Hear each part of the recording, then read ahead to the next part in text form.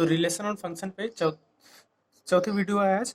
तो आप लोग पहले 3 वीडियो देख लें, फिर चौथी वीडियो देखो तो ज़्यादा समझ में आएगा। तो आज समझते हैं पहले फंक्शन या फलन या प्रतिचित्रण को। क्या होता है? यदि दो अरिक्त या नॉन इम्पटी समुच्चय ए और बी हैं, सेट ए और बी हैं, तो किसी निम्न नियम या किसी नियम एफ द्वारा इस प्रकार संबंधित हो कि ए का प्रत्येक अवयव बी के एक निश्चित एवं अद्वितीय अवयव से संबंधित हो, तो एफ समुच्चय ए से समुच्चय बी पर फंक्शन कहलाता है। मतलब जैसे एक समुच्चय ए और बी है, तो ए का अवयव बी के अवयव से किसी न किसी प्रकार से क्या हो, संबंधित हो, तो उसको क्या बोलेंगे? एफ समुच्चय ए से समुच्चय बी पर संबंध कहलाता है, जिसको मैथमेटिकली कैसे लिखते हैं? F such that A to B से रिप्रेजेंट करते हैं। ठीक है। एक नोट ध्यान देने वाली बात है कि प्रत्येक फलन या प्रत्येक फंक्शन जो होगा वो रिलेशन हो सकता है। प्रत्येक जो फंक्शन होगा वो रिलेशन हो सकता है, बट प्रत्येक जो एवरी रिलेशन होगा वो फंक्शन नहीं हो सकता है। इसको मैं आगे प्रूफ भी करूंगा कि प्रत्येक एवरी फंक्शन रिलेशन हो सकता है, बट एवरी रिलेशन फंक्शन नहीं हो सकता। ठीक है, ये ध्यान रखना अभी आप। तो देखो, अगर हमने क्या कर लिया, two non empty set A और बी ले लिया, ठीक है, उसमें से कोई संबंध फलन हो सकता है। में कोई संबंध फलन हो सकता है कब?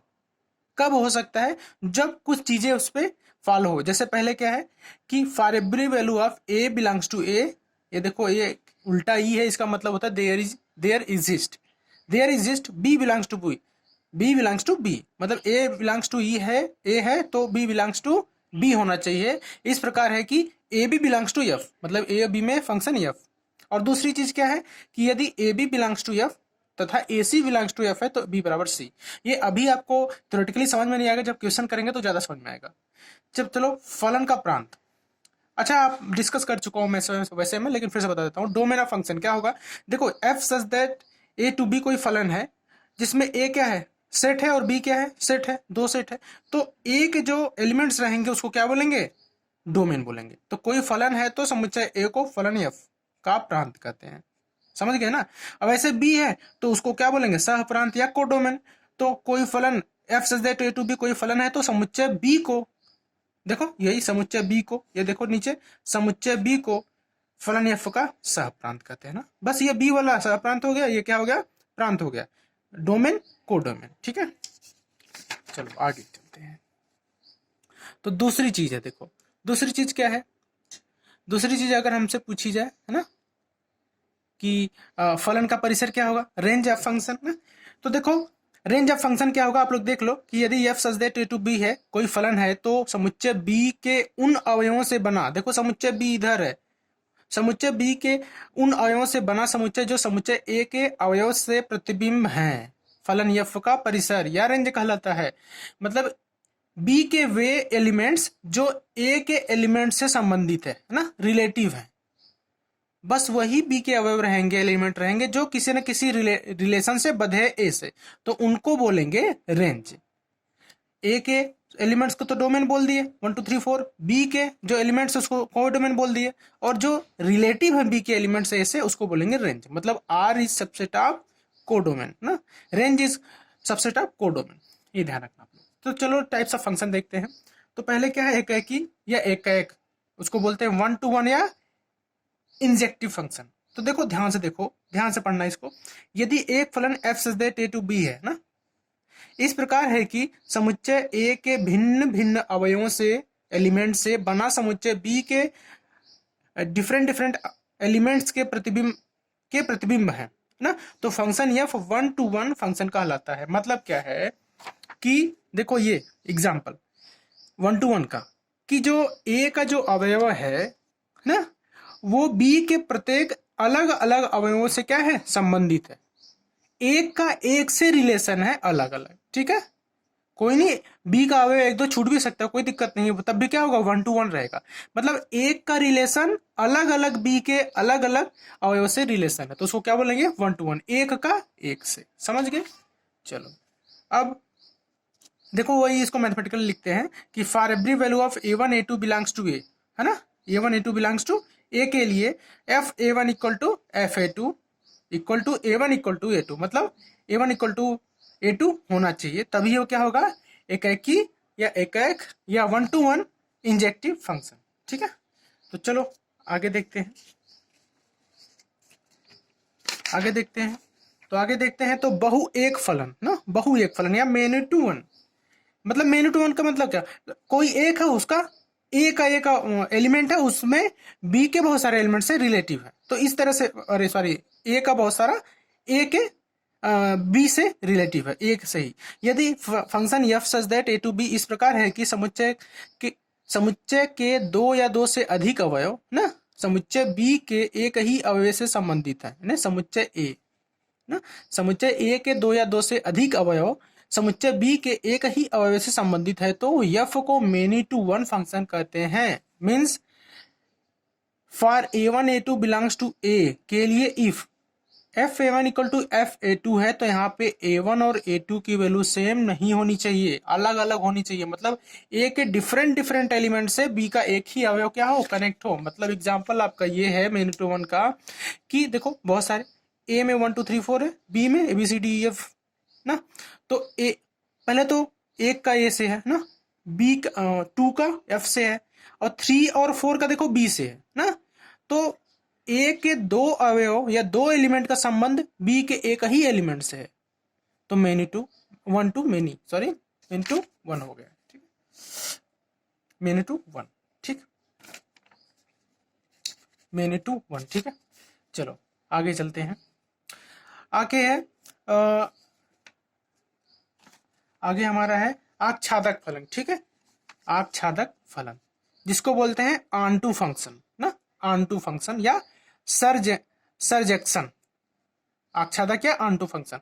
तो क्या होगा, यदि function f such that x to y इस प्रकार है कि y का प्रत्येक अवयव, y का प्रत्येक एलिमेंट समुच्चय x के किसी न किसी अवयव का प्रतिबिंब है ना, तो f को आच्छादक फलन कहते हैं। इसका मतलब क्या है कि for every value of y belongs to y exist, क्या है, देयर एग्जिस्ट, ये क्या है, देयर एग्जिस्ट ना, इसको ध्यान रखना आप लोग, देयर एग्जिस्ट ना, there exist x belongs to capital X equals f x equal to Y.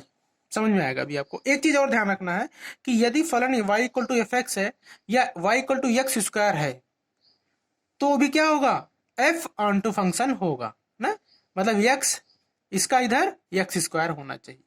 ठीक है, तो इधर देखो जैसे इसका एग्जांपल क्या है कि देखो क्या बोला था कि प्रत्येक अवयव x के किसी न किसी अवयव का प्रतिबिंब है। देखो है कि नहीं, x का प्रत्येक अवयव y के प्रत्येक अवयव से, 1 का 1 से, 2 का 2 से, 3 का 3 से।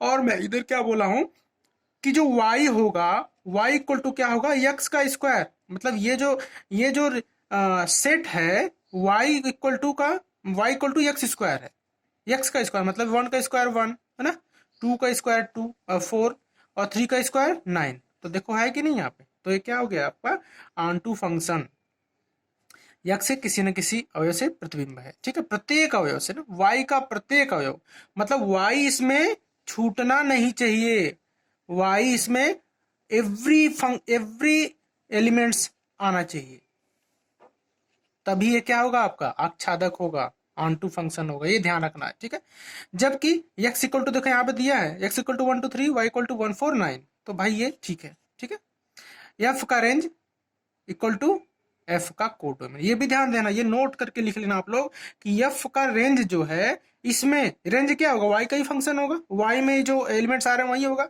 जो x से संबंधित है, तो f का रेंज है यहाँ पे क्या है, f का डोमेन, तो आच्छादक फलन वही होगा जहां पे f का रेंज इक्वल टू f का कोडोमेन, ये ध्यान रखना आप लोग। ठीक है, चलो तो अनाच्छादक देखते हैं ना, अनाच्छादक या प्रतिच्छेदी फलन या इनटू फंक्शन। देखो इसमें क्या है कि यदि फलन f such that x to y इस प्रकार है कि y में कोई ऐसा अवयव है जो x के किसी भी अवयव का प्रतिबिंब नहीं है, y में कोई ना कोई ऐसा एलिमेंट आ गया जो x के एलिमेंट से नहीं संबंधित है, तो फलन f को अनाच्छादक फलन कहते हैं।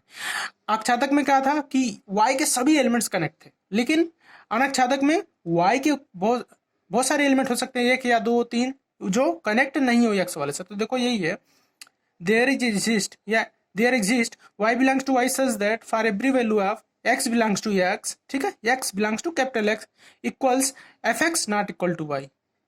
ठीक है, कि सब एलिमेंट्स इससे कनेक्ट नहीं है।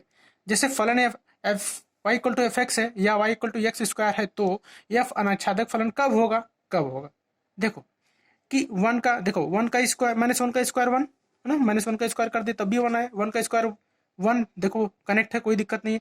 टू का स्क्वायर फोर, थ्री का स्क्वायर नाइन, अब तो कोई एलिमेंट नहीं है, तो वाई के एलिमेंट बच गए ना, एक्स से रिलेटेड नहीं है, तो इसको क्या बोलेंगे, अनाच्छादक या प्रतिच्छेपी फलन। जबकि x equal to minus one, one, two, three दिया है ना, तो y equal to one, four, nine, 16, देखो ये तो बच गया ना, तो ये बच गया, तो इसको क्या बोलेंगे, अनाच्छादक या प्रतिच्छेपी फलन या इनटू फंक्शन। चलो अब इसी में आगे चलते हैं। एकाकी आच्छादक फलन ना, 1 to 1 on function, 1 to 1 function. चलो तो देखो कोई फलन f सच दैट x to y if 1 to 1 and onto दोनों हो, तो उसे क्या बोलेंगे, 1 to 1 ऑन फंक्शन।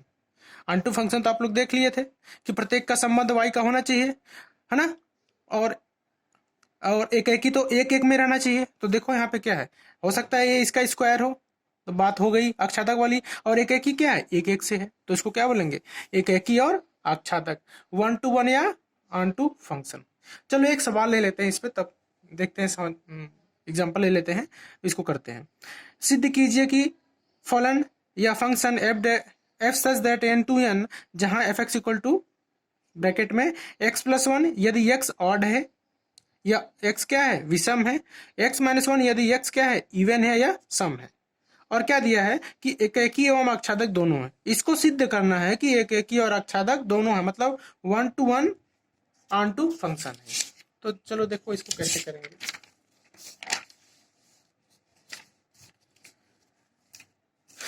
इसको करने का तरीका देखते हैं, देखो अब मान लो कि x1 x2 जो है दो क्रमागत नेचुरल नंबर है, प्राकृतिक संख्या है। तो क्या है, यदि x1 सम है तो x2 विषम होगी ना, x1 सम है भाई तो x2, अरे भाई 1 2 3 4 सम के बाद विषम, विषम के बाद सम आता है ना, तो यही x1 क्या सम है तो x2 विषम होगा। और क्या है, यदि f(x1 इक्वल टू f(x2) है, अगर ये f(x1 इक्वल टू f(x2) अगर करेंगे तो क्या करना पड़ेगा, x1 में से या 1 माइनस करेंगे या x2 में +1 जोड़ दो, समझ रहे हो ना, जो सम वाली है विषम में आ जाएगा, जो विषम वाला वो सम में आ जाएगा, इस तरह से करेंगे अगर तो हो जाएगा ना। तो x1 माइनस x2 करेंगे तो क्या आएगा, 2 आएगा, आएगा कि नहीं, जो संभव नहीं है।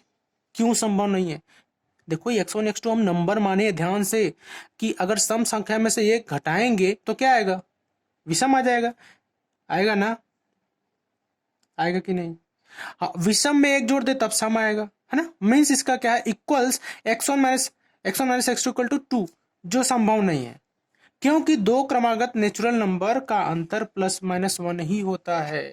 लेकिन यहाँ पे x1 माइनस x2 करके 2 आ गया, तो क्या दो क्रमागत नंबर के बीच में डिफरेंस 2 होगा क्या, एक ही होगा, तो ये संभव नहीं है। आगे यदि x1 तथा x2 दोनों सम हो, x1 x2 दोनों सम है तो क्या होगा, f(x1) इक्वल टू f(x2) है ना, x1 minus 1 equal to x2 minus 1 equal to क्या होगा, x1 इक्वल टू x2 होगा ना यार, देखो ये 1 से 1 कैंसिल हो जाएगा, x1 इक्वल टू x1 यहाँ पे हो जाएगा। दूसरा क्या है, यदि x1 विषम व x2 विषम, मतलब दोनों विषम है, तो क्या होगा, f(x1) इक्वल टू f(x2) होगा, या x1 + 1 इक्वल टू x2 + 1, यह दोनों से 1 1 कट गया, तो x1 इक्वल टू x2 यहाँ पे भी आ गया, अर्थात f क्या है, एकेकी फलन है, 1 to 1 ना, 1 to 1 वही ना, ये 1 इक्वल टू a2 आ रहा था कि नहीं, तो 1 to 1 हो गया है, ठीक है।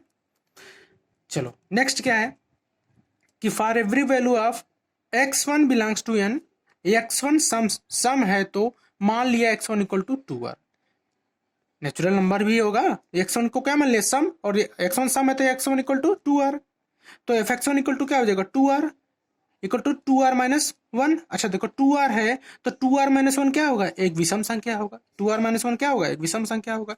इसी प्रकार for every value of x2 belongs to n, x2 क्या है, एक विषम संख्या है, तो मान लिया x2 equal to 2r + 1, 2r + 1 करेंगे तो विषम ही तो आएगा ना, x2 इक्वल टू 2r + 1 करेंगे तो विषम आएगा, ठीक है।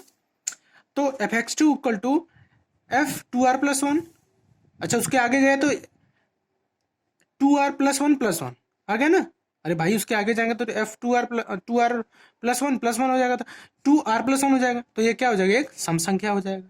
ठीक है, अर्थात प्रत्येक सम प्राकृतिक संख्या का प्रतिबिंब विषम प्राकृतिक संख्या तथा प्रत्येक विषम प्राकृतिक संख्या का प्रतिबिंब सम प्राकृतिक संख्या है।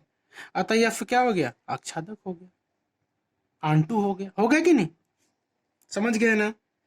वन का टू से थ्री का फोर ना, इस तरह से मतलब विषम का सम और सम का विषम हो गया, इसका क्या हो गया, प्रतिबिंब हो गया, इसलिए एकाकी भी है और आच्छादक भी है। ठीक है, थैंक यू। तो आगे देखते हैं नेक्स्ट लेक्चर में।